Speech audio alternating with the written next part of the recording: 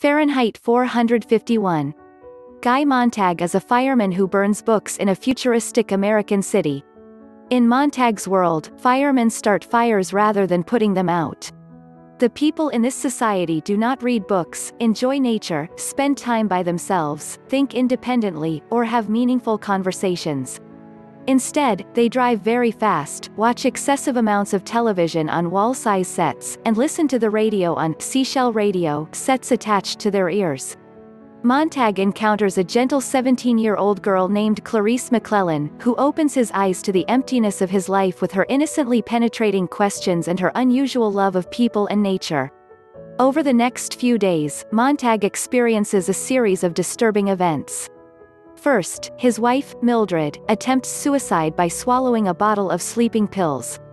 Then, when he responds to an alarm that an old woman has a stash of hidden literature, the woman shocks him by choosing to be burned alive along with her books. A few days later, he hears that Clarisse has been killed by a speeding car.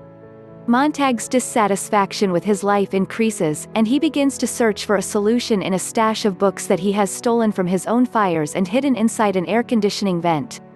When Montag fails to show up for work, his fire chief, Beatty, pays a visit to his house. Beatty explains that it's normal for a fireman to go through a phase of wondering what books have to offer, and he delivers a dizzying monologue explaining how books came to be banned in the first place. According to Beatty, special interest groups and other minorities objected to books that offended them. Soon, books all began to look the same, as writers tried to avoid offending anybody. This was not enough, however, and society as a whole decided to simply burn books rather than permit conflicting opinions.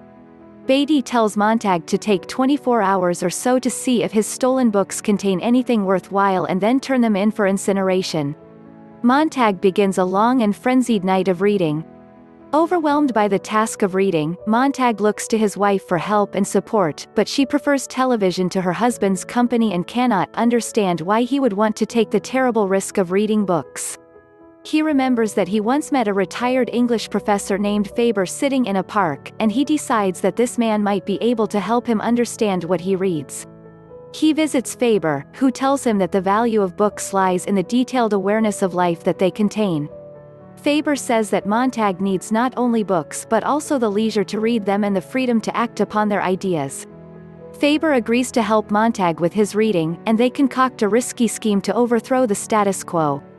Faber will contact a printer and begin reproducing books, and Montag will plant books in the homes of firemen to discredit the profession and to destroy the machinery of censorship.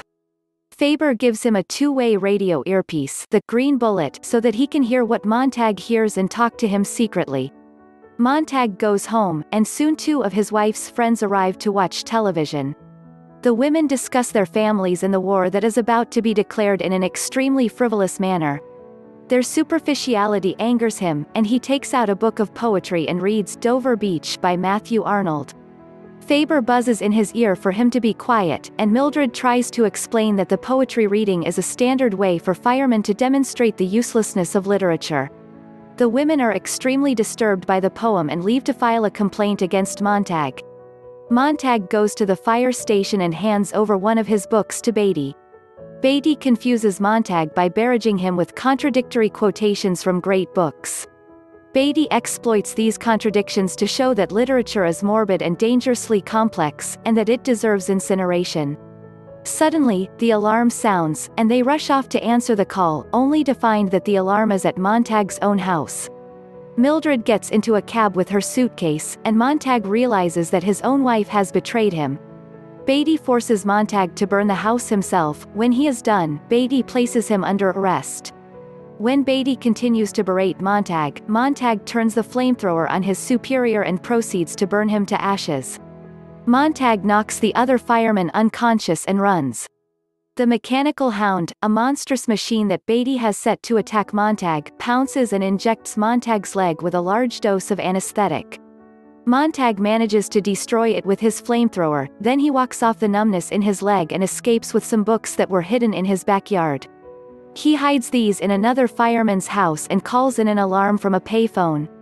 Montag goes to Faber's house, where he learns that a new hound has been put on his trail, along with several helicopters and a television crew.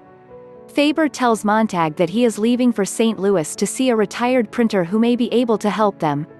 Montag gives Faber some money and tells him how to remove Montag's scent from his house so the hound will not enter it. Montag then takes some of Faber's old clothes and runs off toward the river. The whole city watches as the chase unfolds on TV, but Montag manages to escape in the river and change into Faber's clothes to disguise his scent. He drifts downstream into the country and follows a set of abandoned railroad tracks until he finds a group of renegade intellectuals, the Book People, led by a man named Granger, who welcome him. They are a part of a nationwide network of book lovers who have memorized many great works of literature and philosophy. They hope that they may be of some help to mankind in the aftermath of the war that has just been declared. Montag's role is to memorize the Book of Ecclesiastes. Enemy jets appear in the sky and completely obliterate the city with bombs. Montag and his new friends move on to search for survivors and rebuild civilization.